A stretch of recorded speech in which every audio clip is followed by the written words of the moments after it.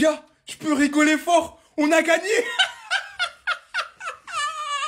Remontada à St. James Park. C'est plus St. James Park. Pour nous, c'est Central Park ou le parc Astérix ou Jurassic Park. Non, je mélange tout, je m'en fous. Bah alors, malgré l'arbitrage, on a posé nos couilles sur la table à côté du sel et du poivre. Et on est parti les poser à St. James Park, récupérant les 3 points à la dernière minute grâce à Gabriel. Mais quel masterclass. Tout de suite de l'arbitrage. Il a été catastrophique du début à la fin. Et il a été complètement contre Arsenal. Ok, vous allez tous parler de ce penalty soi-disant. Mais il a été juste pas donné en compensation avec ça. Le penalty sur Gyökeres. Mais c'est aberrant qu'il n'ait pas sifflé penalty sur cette action. Tout le monde l'a vu. Ça s'est vu comme le nez au milieu de la figure en fait. Et il y a aussi un autre penalty qui a été oublié. Faut pas se mentir. L'arbitre, il a été nul à chier et il a été contre nous. Mais malgré ça, on a montré qu'on avait mûri, qu'on avait grandi. Déjà, ça passe par Declan Rice. Quelle performance, quelle prestation. Son centre ici qui vient de nous délivrer sur la tête de Merino. Je vous l'ai dit maintenant, la solution d'Arsenal, elle vient du banc. Merino, Martinelli, à chaque fois que les joueurs sont sur les bancs, ils font la différence en fin de match. Et ça prouve que maintenant, on a de la profondeur. On peut s'appuyer sur nos remplaçants et ça fait du bien. Le match, ça a été Gabriel. 1 but, 80 touches pour un défenseur. 2 shoots bloqués, 3 interceptions, 3 tacles, 11 duels gagnés, 100% de ces duels au sol remportés, les gars. C'est une dinguerie.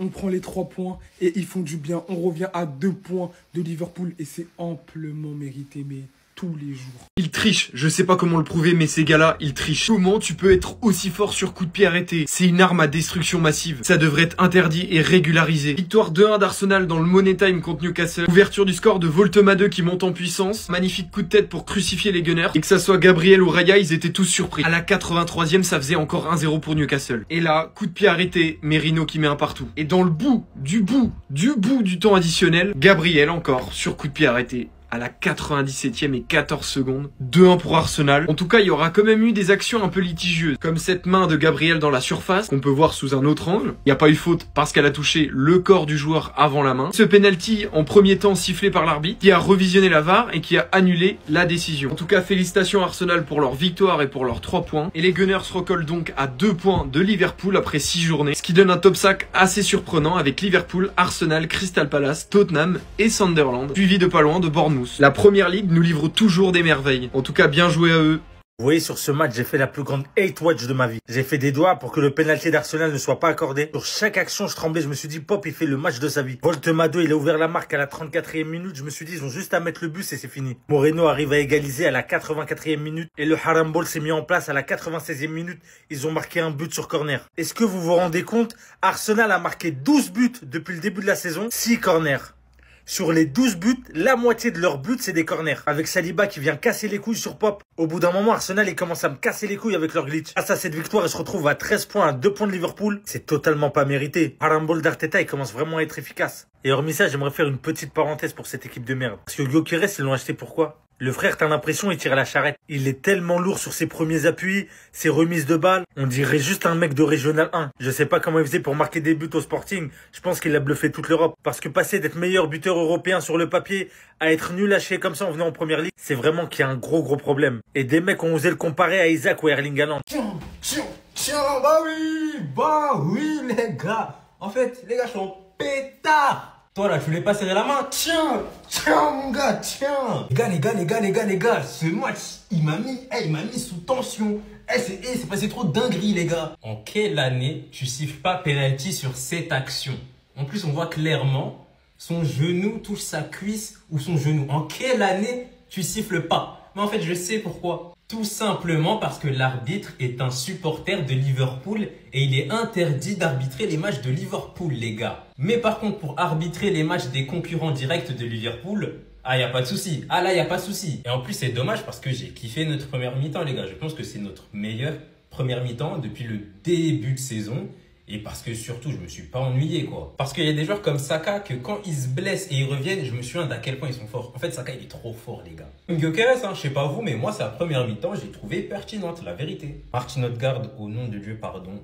Excuse-moi, je te présente mes excuses, capitaine. Il est indispensable que vous le vouliez ou non dans la transmission, dans la conservation, dans tout ce qui finit par on. En fait, c'est un genre de classe mondiale, les gars. Et puis, au final, cette victoire à 11 contre 12, Newcastle plus l'arbitre. Non, chez eux en plus. C'est fort, les gars, c'est fort. Coupez tout, on a gagné le match, je sais même pas comment Newcastle. Allez vous faire enculer. Waouh, c'était quoi ce match de Barjo là? Que des prises de catch toutes les 2 minutes, il y avait que des fautes, c'était n'importe quoi. L'arbitrage aujourd'hui, il était catastrophique. Il mettait tout en faveur de Newcastle, on sait pas pourquoi. Expliquez-moi comment sur cette action, il y a peu le penalty. Gyökeres qui élimine Nick Pope qui fait un genou contre genou. Il y a contact, il y a faute, point barre. Surtout que quand l'arbitre a vu l'action, de ses propres yeux, il a sifflé penalty. Après, il a été voir la VAR, parce qu'on l'a appelé. Il a enlevé le penalty, on comprend pas pourquoi, encore une fois. Même si sur le premier but, t'es clairement fautif parce que tu te laisses tomber sur une petite poussette où il y a rien du tout. Mais finalement, tu nous offres la victoire à la dernière minute à St. James Park. On prend les 3 points. C'est magnifique, Gabriel, je t'en veux pas. Merci pour les travaux. Le FC Corner a encore frappé. Avant toute chose, oui, il y a main, 100% de Gabriel. Oui, l'arbitre aurait dû siffler pour Newcastle à la fin du match, mais il aurait dû aussi siffler pour Arsenal sur la faute de Gyökeres. Il y en a beaucoup qui me disent qu'il n'y a pas faute, mais je sais pas comment vous pouvez dire ça, les gars. C'est clairement, on voit le genou en contact. Mais bref, passons. Ce monsieur-là, il nous donne la victoire, mais heureusement qu'il marque. Parce que son match, pas ouf du tout. Je suis premier à critiquer Merino, hein. Mais heureusement qu'il était là aujourd'hui. Un sacré but. De la tête, j'aime trop. Mais par contre, pour moi, Arteta, faut qu'il arrête avec trop titulaire. Aisé, c'est dommage. Il fait énormément de bien avec la balle, il bonifie énormément les ballons, hein. Mais trop timide dans le jeu. On le voit pas assez. Mais c'est carré, une victoire au mental, chose qu'on n'avait pas ces dernières années. Et c'est pour ça qu'on va prendre la PL cette année, les gars. Les gars, vous savez comment c'est le dimanche, c'est compliqué. Parce qu'en fait, tu dois faire des choix. Moi, il y avait mon équipe Lyon qui était en train de jouer. Le Barça qui était en train de jouer. Arsenal qui était en train de jouer. Ça veut dire que j'ai regardé 35 minutes d'Arsenal. 25 minutes de Lyon. J'ai basculé après sur Barça. Au moment où je lâche tout ça, Arsenal est mené 1-0. Arsenal a été victime d'une totale injustice parce qu'en fait, lors de la première mi-temps, Gyökeres il crochette le goal lui fait une faute. L'arbitre ne siffle pas penalty. Enfin, plutôt, pardon. L'arbitre siffle le penalty, il reçoit un message dans l'oreillette, il va consulter la VAR et il enlève le penalty. Du jamais vu. C'est la mi-temps, moi je pense que le match il est fini, je me connecte rapidement sur un autre réseau social, et je vois tout le monde partage la tête de Gabriel. Je me dis mince, Arsenal ils ont pas fait ça. Ils ont réussi à retourner le score en 5 minutes. Merino, qui a un milieu de terrain mais qui a les mêmes capacités qu'un 9 devant, et Gabriel.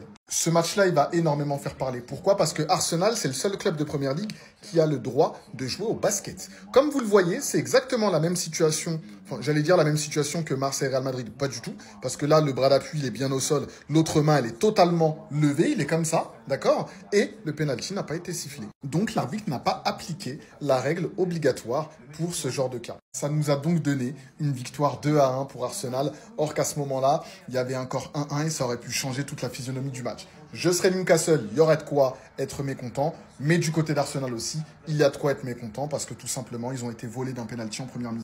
Au passage, comme vous le voyez, hein, Gabriel, quand vous êtes grand et blond, ben lui, directement, il veut se battre avec vous. Hein. Il a l'habitude avec Haaland, et là, il était en train de baptiser Voldemort 2 à la Première Ligue. Gabriel, merci.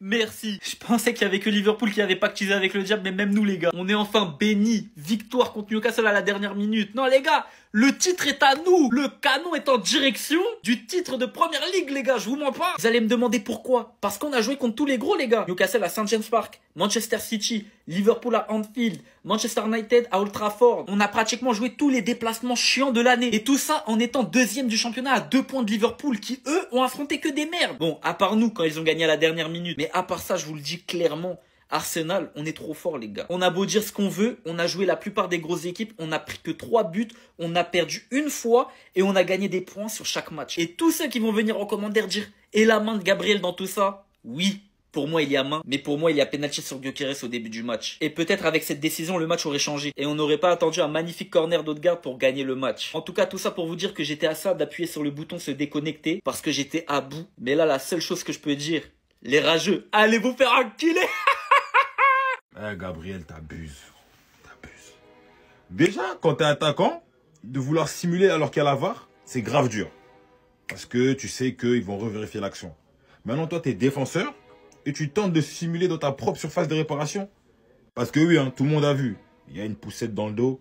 Mais les gars, Ce qui est dommage, c'est qu'à partir d'un certain Gab, quand t'es défenseur, il ne va pas siffler ce genre de faute. Et c'est une dinguerie ce que je viens de dire. Hein, parce qu'en vrai de vrai, il y a faute.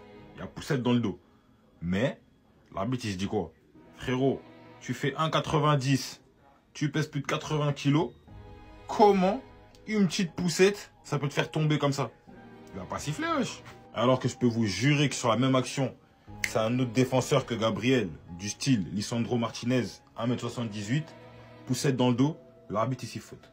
Mais quand t'as un grand gaillard, les gars, l'arbitre, il juge différemment, tu vois, et but derrière. Mais là où je dis que Gabriel il abuse, c'est qu'en vrai, même en essayant de jouer le duel, il aurait gêné Voltema 2, et ça se trouve, il aurait même pas marqué, au lieu de jouer la carte de la simulation.